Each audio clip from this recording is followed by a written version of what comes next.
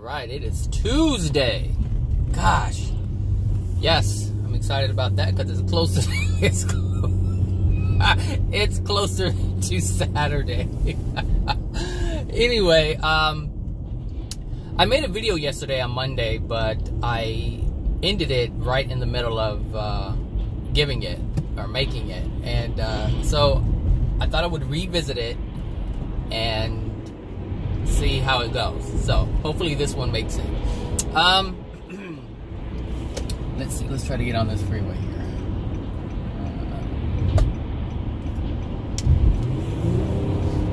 So yesterday, oh, these skies are amazing. Oh my gosh, they're so amazing. It looks a little bit different in the camera than it does on my end through my eyes. It's a little bit more dark. It's a bit more burgundy than plum. It looks more plum in the picture, but it's more, well, I don't know, maybe it's the other way around. Anyway, it's darker with my eyes, and it's just stunning. Anyway, enjoy the view. So, yesterday I was talking about man's world. What we know, everything that we know has been created by man. And that's what we know. But I was trying to get to the point of how to create within man's world, and what happens when you do try to get something from man versus getting something naturally through your soul condition, allowing the law of attraction to bring it to you. The difference is you don't have to work for it. That's the difference, is you don't have to work for it. And that's what I wanted to point out today. I tried to do it yesterday, but I veered off in a different direction, and I couldn't bring it back because I had went too far, and I was like, I just turn it off and start over tomorrow. So, yeah, that's what I want to talk about. When we create the things, so we know, most people know, I should just say that, most people in the world understand or have an understanding that in order to get something, you have to work for it. In order to have anything that you want, you have to put in a great deal of energy and effort in order to get something in return, and that return being something that you... What is that? Oh, I thought I saw like a bug or something on my moonroof or whatever. It's dark. Anyway, we have to work hard for it. That's an understanding that most people have, is that if you want something, you have to get out there. You have to put in a lot of, what do they call, sweat and tears in order to get something. Well, that's true. That is absolutely true. So when people make that statement of you have to work hard in order to get something, that is absolutely true. But it does not have to be that way. You don't have to work hard to get something. You can put minimal effort and still receive the same things that someone else is working hard for. Just look at people who do, who work like at, how should I say, like if they do construction work and there's a lot of manual labor involved, or if they're working like at a fast food or a job that's only paying minimum wage, and they have to put in a long day's work and get minimal pay in order to get something. These people, they know what hard work is because they spend the majority of their time working. And a lot of people have to have more than one job, and some people have 2 or 3 or 4. So it just, if that's a belief that you have, then absolutely, you're going to have to do that in order to get something in return. But understand that that belief is there because of your law of attraction. Your natural law of attraction is bringing you lack. It's bringing you to a state where you don't have as much. It's hard to eat if you didn't have any, if you didn't work for it. So even the things that we enjoy, like going to the movies, any kind of enjoyment, anything of that nature, you have to work for. And so you can earn money so that you can do these things. But what I'm getting at is, there are individuals who do not have to work hard in order to have the things that they have.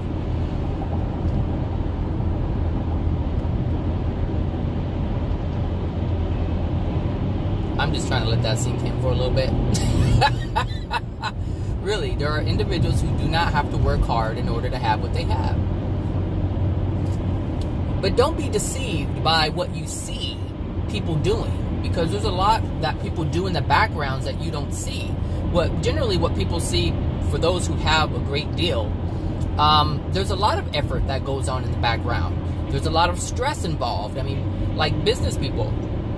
There are some business people who just do not rest. They have to work 24/7. They make themselves available 24/7. People will call them at all hours of the day and night, especially if they're doing business overseas. They just don't have any sleep. It's disrupted.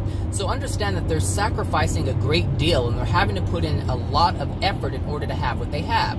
So just because you see someone driving a $200,000 car or a $100,000 car and they have a big house, don't think that it comes easy.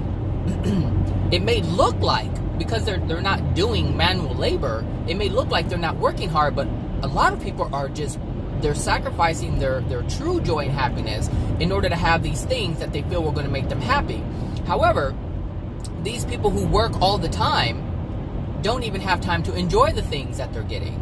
And this is what I'm saying. If you decide, and most people have already decided, that they want to get something from man's world, you're going to have to work for it. Everything that we see, man has created. And man has created for you to put your time and effort into it in order to get something in return. That's man's system. It's set. Because that's what man knows. And this goes all the way back to Adam and Eve when the great fall happened. They had to do it on their own. They did not want to rely on God for anything. They wanted to be gods themselves. And so they wanted to create themselves. And they did. And that's what man is doing today. Creating for themselves. They are not God-reliant. They're self-reliant. And this is what I'm talking about. You will stress out and be frustrated when you buy into man's system, because man's system is flawed. And the reason why man's system is flawed is because man is flawed. So something that is flawed cannot create anything of perfection. If it is flawed, it can only create things that are flawed. And because of the flawed state, it may look perfect, but it will always yield disappointment in some way, shape, or form. This is why when you... so, originally, there was no money. There was no bartering system. You didn't have to work for something in order to get something, in order to buy something. So that didn't even exist. If you wanted it was yours freely. God gives everything freely. All the resources were put here without any kind of money involved, without any kind of bartering system involved. God just provided everything that man would need in order to create whatever man desired. But because of the Great Fall, I keep calling it the Great Fall, but because of what Adam and Eve did, which was reject God's gifts, they had to fend for themselves and create for themselves and make things for themselves, because they were no longer given the gifts of love or given the gifts from God out of love. They didn't want that. And so now we have to create everything on our own. But like I said, everything that we create is flawed because we are flawed. So if you want something from man, it's dependent upon whether or not man wants to give it to you. Even a promotion. If you want a promotion, then you have to appeal to a man or a woman, and they have to feel that you're worthy of it. But before they feel you're worthy of it, because they're flawed, they have to decide whether or not it's beneficial for them. Because you wouldn't, that's just it. You wouldn't, a person who isn't flawed wouldn't just judge you and say, hey, you're not qualified. If you really wanted it and had a passion for it, had a desire to do the job, they would make sure that you were trained in order to do that. But the thing is, even that premise is flawed, because we are not meant to work for anything. But we have to, because that's the choice that was made in the beginning. And we are a product of that choice. And so everything you see here is man trying to figure it out on his own, because he doesn't want to be reliant upon the Creator. And I'm not talking about having to go to church and pray. That's not what I'm talking about. It has nothing to do with that. What I'm saying is, you can clean up your soul to a condition, meaning you can have love within your soul, so that the God's laws are in effect. So they are constantly responding to each and every one of us. Each human being has universal laws that are responding to it. And so we have to make the choice on how to get these laws to work in harmony with us. But what really is happening is we have to figure out how to be in harmony with the laws, because the laws are perfect. And so it's like, well, you know, most people don't even know what universal laws are. I mean, they may know about the law of they may know about the law of attraction and karma. That's about it. That's really the extent of what I hear most people talk about. And they use it as what's the term? Not a slogan. What is the term? I forget the term. But they use it as just like, I need the term. I need that to explain this. Oh gosh. Anyway, I'm sorry, I can't think of it. But anyway, most people use it like as a hashtag, a slogan, just, you know, just a catchy phrase. You know, they just do it. It's just something that's there, but they don't have any true understanding as to what it is and what it means. And this is why I make the videos that I make, so that people understand why things are happening to them. I'm not trying to make anybody change. That's not my goal. My goal is just to put the information out there, allow someone to hear it. If it resonates, it resonates. If it doesn't resonate, it doesn't resonate. Believe what you will. That is your choice. That is everyone's choice. But there are laws out there, just like there are man's laws out there that you have no idea even exist. Like, for instance, maybe about 10, 12 years ago, maybe about 13 years ago. No, that's too long. About 10 years ago. 10 years ago, maybe 12. Yeah. I crossed the street. I was downtown, and this is when I was taking the bus to work. And I crossed the street, and I got a ticket. And I'm like, why is this this police officer giving me a ticket for crossing the street? Like, I didn't cross in the middle of the street. I crossed in the crosswalk. I was within the lines, but I did not know that there was a law that says you cannot step off of the curb if that little hand is flashing. It doesn't matter what the number count is, and if it says 10 seconds and I know I can get across in 7, it does not mean you step off of the curb. You cannot step foot off of the curb if that hand is flashing. Period. I didn't know about that law. And because I didn't know about that law, I was penalized. And there are consequences, which means I had to cough up some money. And this is what I'm saying. Those are man's laws. And most people don't even know what those are. And these things are actually written so you can look at them with your physical eyes. And people still don't know about them. So there are universal laws that you can't see, but every consequence that you feel, every pain, every painful event that you experience is based on a law. And the law is trying to protect you. So we can look at the law that I was just talking, man's law, about jaywalking. They call it jaywalking. You can, I don't even know where that phrase comes from anyway. You can look at that law and see that there are effects to it. So you can look at universal laws and understand that there are effects to it. It's to correct you. It's to prevent you from getting hit by a car, because if a motorist is aware of that law, then the motorist it has the right to just keep going if that hand is up, because they're under the understanding that nobody can get in my way if that hand is flashing. Nobody can be in my way where I can run into them if that hand is flashing. Or you can look at it like the government's trying to get money from you. Well, if you're a negative person, that's probably what you're going to think, because that's what you're going to focus on. So what I'm saying is, there are laws out there that people are absolutely clueless about. And you'll know, and you could be one of them, you're clueless about them if you say things like, why does this keep happening to me? How come my life doesn't improve? How come my life just keeps getting worse? How come all these bad things keep happening to me? Well, the reason why they keep happening to you is because, this is an equivalent, you keep jaywalking and not understanding that it's like getting the ticket over and over and over and over and over again and never understanding why you're getting the ticket. That's what that's equivalent to. So when you have these experiences and they keep happening, if people keep taking advantage of you, if people keep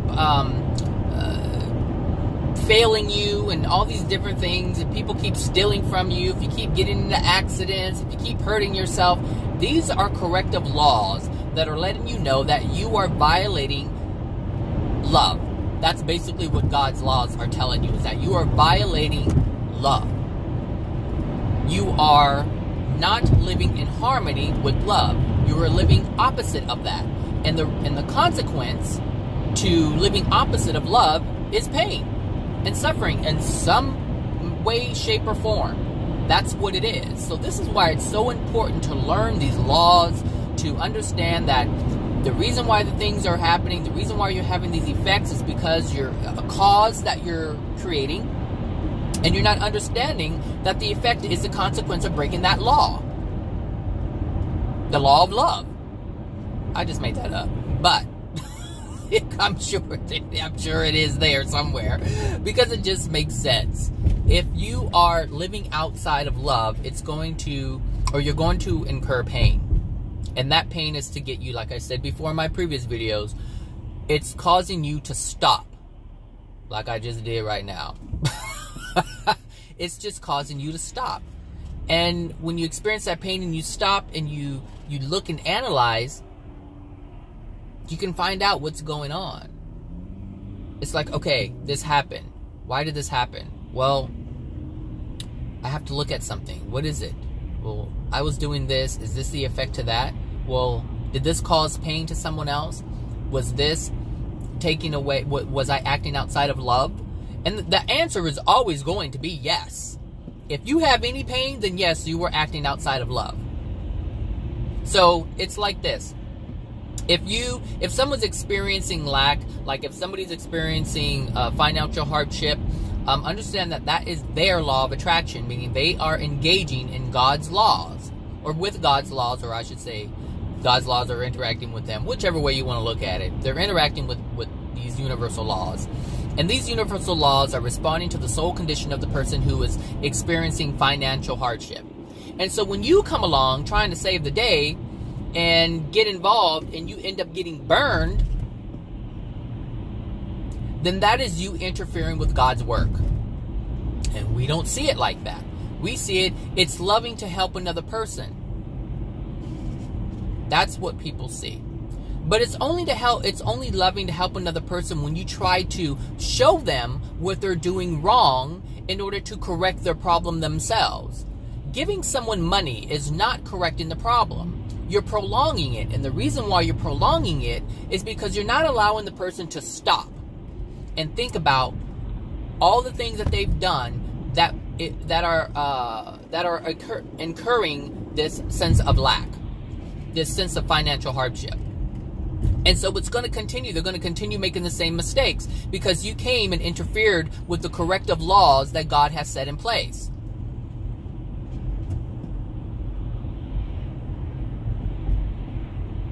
This is very difficult for people to accept. And the consequence to that is you will constantly get burned. You will constantly feel taken advantage of. You will constantly end up giving away all types of money and things that are yours to other people in order to alleviate their pain.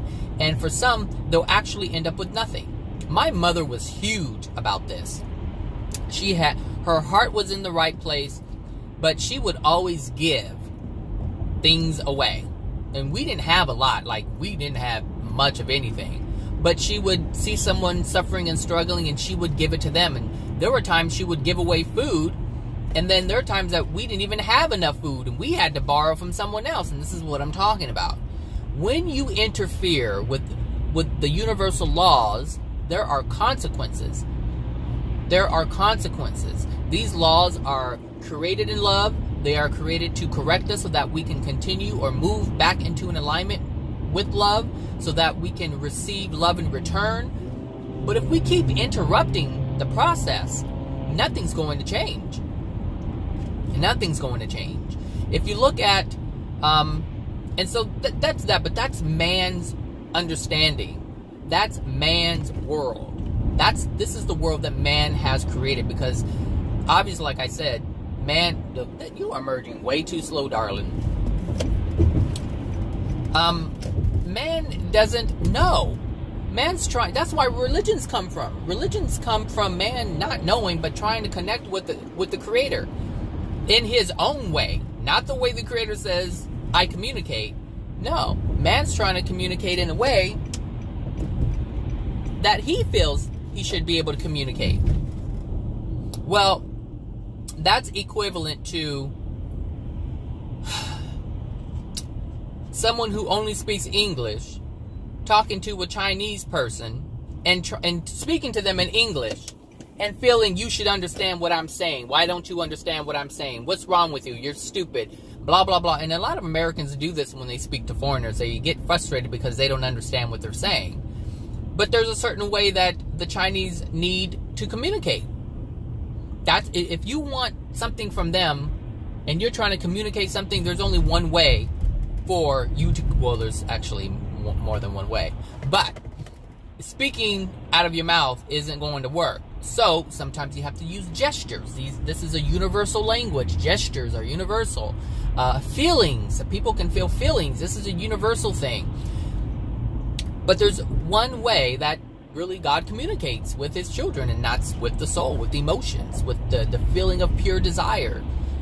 That's what it is. So when you start getting into I need to communicate with you like this, and you need to communicate with me, is this, are you, no, you're the same one that was back there acting silly. I'm not dealing with you. So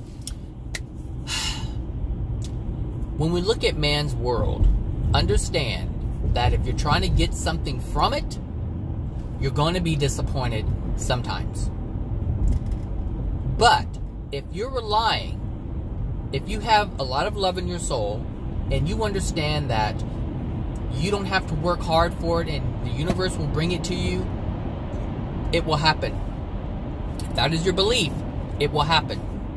But if you have conflicting beliefs, it won't work. So there are individuals who try to practice law of attraction, meaning they're trying to get law of attraction to work for them. And so they try to think about the things that they want. But when they have something in their soul that's opposite of that, it's almost like in your mind you're saying, yes, come to me money, come to me car, come to me house, come to me friends, come to me relationship, come to me all of this stuff. But inside, you don't feel worthy of the money, you don't feel worthy of the house, you don't feel worthy of the relationship, you don't feel worthy of all these different things. Then the universe cannot bring it to you, because what's in your soul is what you're going to get. But the thing is, when you focus hard enough, when you focus long enough on that one thing, it's like an affirmation. You begin to believe it. You begin to believe it. And you say it over and over again, and it becomes a manifestation. Because what you're doing is you're changing your feeling about it. But as soon as you release focus, everything reverts back to your soul. And this is why things change. For people who have received things through this law of attraction, they'll receive the things that they're focusing on, because they're getting themselves emotionally on board. But as soon as they stop focusing, all these bad things start happening. All this struggle and strife starts popping up. And that's because the universe is now reverting back to what's in your soul, because that's just what's there within you. This is why it's so important to release the emotional injury, so you never have to revert back. The whole goal is to just exist and have the things that you desire come to you.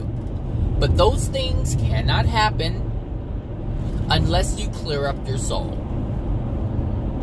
If you don't clear up your soul, you will continually have to get things from man, meaning you have to work hard in order to get it.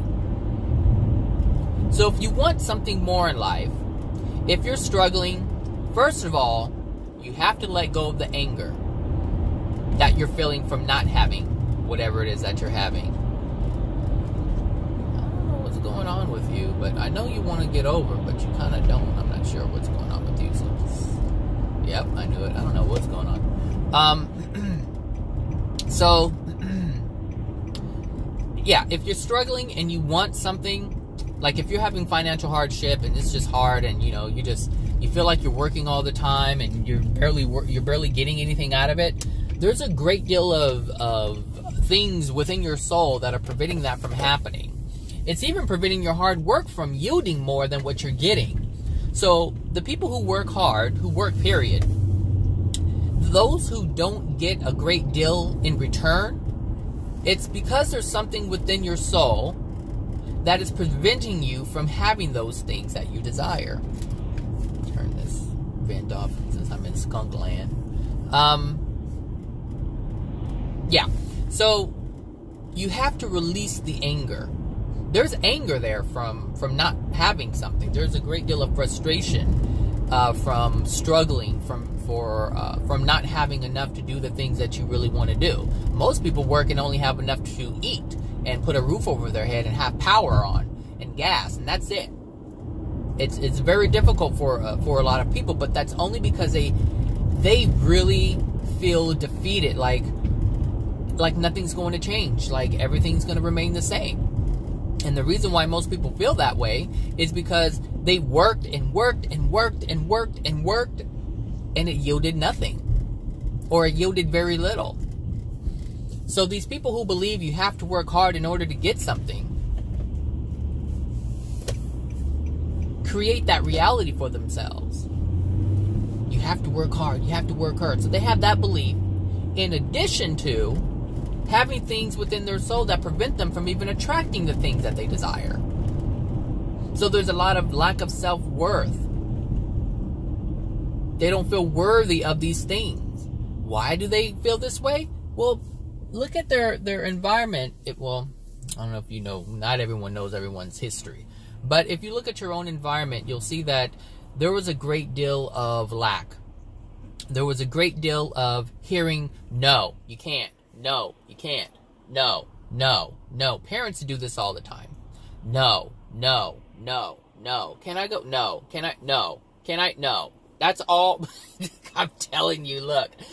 And so what happens is the child no longer feels the desire to want and explore and expand, because they already know if I do feel the excitement of wanting something or experience something, then my parent is going to say no.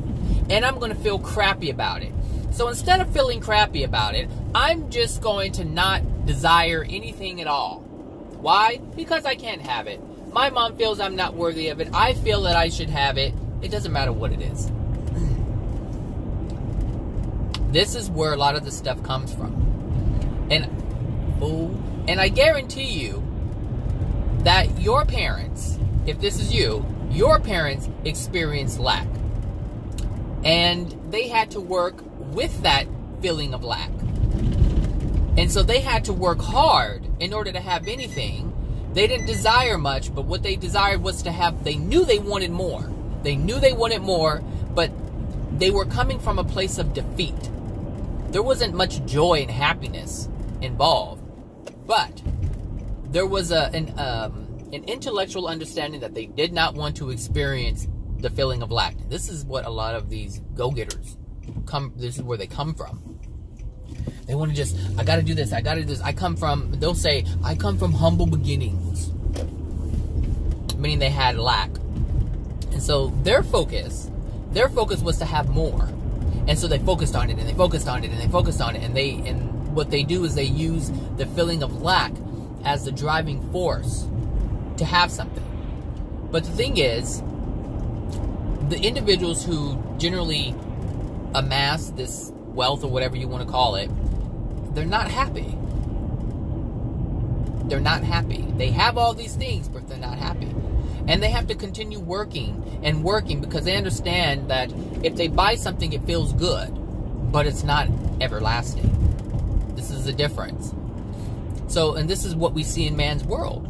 Man's world says buy, buy, buy because it feels good, but it's not everlasting. it doesn't last long.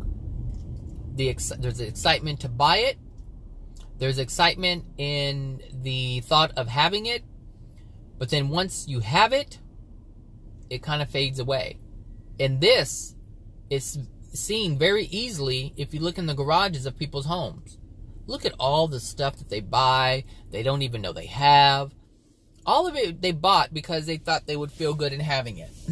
This is what Abraham Hicks teaches a great deal about. You know, you can, if you want it, you can have it. If you want it, you can have it. If you want it, you can have it. Just focus, focus, focus, focus, focus. And then when you get it, it's like, okay, now focus on the next thing. Now focus on the next thing. And you can have all of it. But Abraham never, ever really talks about where the true joy and happiness come from. Abraham only talks about the joy of having things, which is why Abraham is always talking about focus on it so you can have what makes you feel good. But it's not everlasting. And so before you know it, you end up with a bunch of junk. You end up with a bunch of junk. Even if it's to be happy and, you know, to be loving and happy. Well, if you look, I mean, you can tell, look, you're doing too much. You are doing way too much. Go ahead, you want to race. You want to do something. I don't know what you're trying to do. But, yeah, Abraham focuses on having things and stuff like that. But the thing is, like I said, it doesn't bring lasting joy, lasting happiness. And so we have to look at this and ask ourselves, well, why? Because, well, the thing is, these things are not going to bring you true joy and happiness. It brings you pleasure. Absolutely. Absolutely. It's fun getting new things and experiencing new things. So whether it's a new car or, you know, a new vase and you know, whatever it is that you want, some skis or whatever it is. Once you get it and you use it, it's kind of like, oh, okay, I use it. It was fun, but it didn't bring them lasting joy. Because lasting joy will never come from a physical thing. Joy comes from having love within your soul. And this is very, very difficult to understand. I'm starting to experience what that is, and it's really interesting. I've totally changed. I'm a completely different person. How I interact with people is different. And there's something within me, and I'm not getting anything new. And the thing is, like, now, there's not even a desire for me to go out and buy something, which is really interesting. Because there's one thing that certain people know about me is that I can spend some money. That is no problem. I can spend some money. That is for certain. I can do that. No problem. When I go out and I buy something, I don't even really look at prices. I don't care what the price is because it's something that I want. But usually it's not anything big. You know, I did all that in the past, but there isn't anything more that I want to go out and get. I mean, I love electronics. I love, like, gadgets and stuff like that. And I used to buy every gadget that came out. Now, there's no desire to get it. I'm like, I have what I have. It works fine. If there's something that I can use to make my life a little easier, then perhaps I may go out and get it. But 9 times out of 10, now I'm kind of like, it's just a waste of money. Like, it just is. I don't know. I want to say I can't explain it. I mean, I know why it's happening. I know the feeling behind it. I know that there's more love within my soul. I know that I'm experiencing more joy. I hope my thing works. Let me see. Oh, yesterday it wasn't working. The fast track. I thought I was going to get a ticket because it didn't beep. Anyway, yeah. So, man's world. If you want something from it, you're dependent upon whether or not man wants to give it to you. And this is so frustrating. This can be so frustrating. This can be extremely frustrating. But if you cleaned up your soul, you wouldn't have to... People would... The thing is, like, here's the thing. If you feel that your work is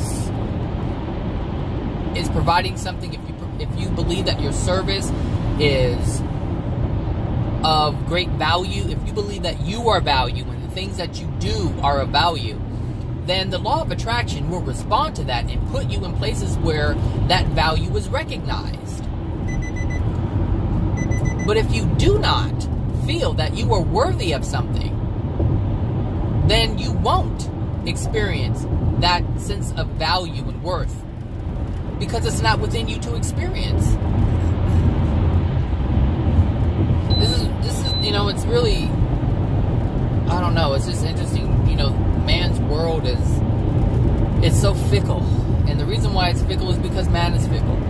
Man can't decide what it wants. That's why you see all these ideas and concepts all over the place. You know, they try to build something that, you know, to help people, you know, like a foundation or something, and then they turn around and they use that to exploit people and for their own selfish gain, their own financial gain. And you see this all the time, and this is what I'm saying. It's like you can be part of an organization or a group that says it wants to do good, but in the end, the soul will dominate. The soul condition of the person and the people will, well, here's the thing. Let's say an organization was started, and it started with, the people were tired of seeing lack, and they created something to help those who are experiencing pain and suffering. So they started an organization or a foundation, but not understanding that they have a lot of unhealed emotions within their soul. So they start this foundation or organization, and they get the ball rolling to help people. And as they relax, as they don't push as hard to get things going because it's already going, then, meaning they're focused. See, when you focus on something, you're using your will to defy people's law of attraction. So you work hard, you push, you move energy around, you get people on board, they want to be a part of something, but after a while, it starts to revert back to their soul, or it starts to change to match the soul condition of the people who started it. And let's say they get other people to back them up and be a part of the team. Well, like attracts like. So a soul condition is going to attract a soul condition. So if someone has a dark soul condition, but they want to present themselves as if everything's okay and they're part of the good cause and they're fighting the good fight, they're going to pretend to be something that they're really not. And so now you have more people who have darkened soul conditions being part of this organization or foundation. And then after a while, things start to change. They start to find opportunities for themselves. The work is no longer about the other person. And so then the face of the agency or the foundation or the organization, it changes. It shifts. And the great work that was once produced isn't produced anymore. And then it becomes unrecognizable. With the same name, but operates in a totally different way. This is what happens when you try to defy God's self as being great and helping people, when in actuality, all you really want to do is get something for yourself. Everything changes, man. Everything changes. So a lot of, like, even the Red Cross. The Red Cross is an organization that started. But the energy of it that it is now is not what it was before. Because the reason why it was started was because someone wanted to help people. But you have people who have ulterior motives, and they want to secure things for themselves, and so they get in a position of power and they start taking from those they were trying to help, and it's just completely different.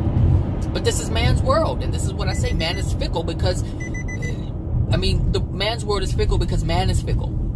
Man believes they want to do good, but in actuality they don't, because they're in a great deal of pain. And why are they in pain? Because of their soul condition, and it's something that they want to try to stop. they want to try to they want to try to make themselves believe that they're greater than the pain that they have within their soul. Look, we do all kinds of things to make ourselves believe something when it's not true. You know, it's like we have the potential. Like, I believe that we're all good people inside, and the reason why I believe that is because that's the way we were before we came into the world. We were in a perfect state of love. But as we incarnate, we get tainted by the emotional injuries of our parents and the planet, and we change. But our original state is that. It's just that, the love.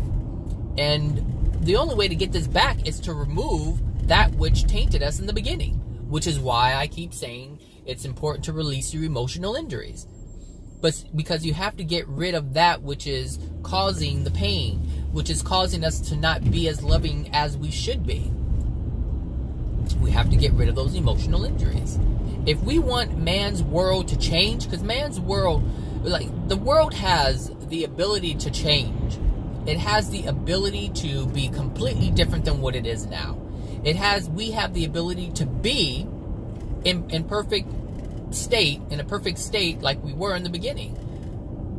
We have that ability. But if we don't do that for ourselves, it's not going to change. You cannot, all these movements, pointless. That's why none of them are working. The same things happen, but they just happen in different form. They look different, but the same things are happening. Even with the civil rights movement.